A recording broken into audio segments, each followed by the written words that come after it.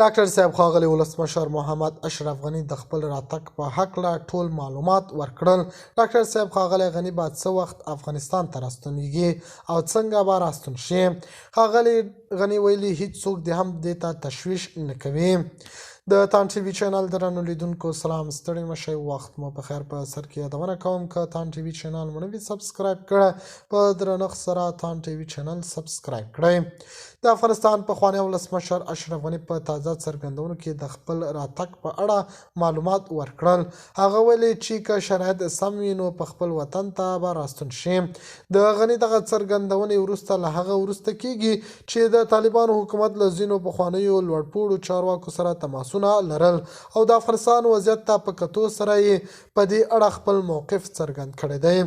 اشرف غني په خپلو خبرو کې وویل که چیرې شرایط په افغانان او هیواد لپاره مناسب وي، زه چمتو یم چې په وطن کې خپل دندې ترسره کړم.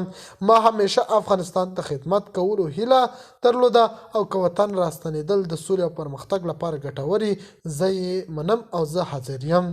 هغه دا هم څرګنده کړه چې د هیواد اوسنی وضعیت ته په کتو سره باید ټولو افغانانو ته د خپل وطن د بیا جوړونې لپاره ګډ کار وکړ او د مختلفو سیاسي قوتونو ترمنځ باید یو داسې تفاهم رامنځته شي چې د افغانستان ثبات او پرمختګ ته زمینه برابر کړي.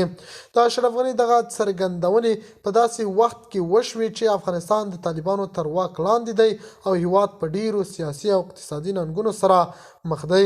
د دې ترڅنګ ځینې سیاسي شنونکي او د افغانانو په ټولنیزو رسنیو کې پر اشرف غني باندې نیوکې کړي او هغه یې د هیواد له ستونزو د مخنیوي لپاره مسؤل بللی دی.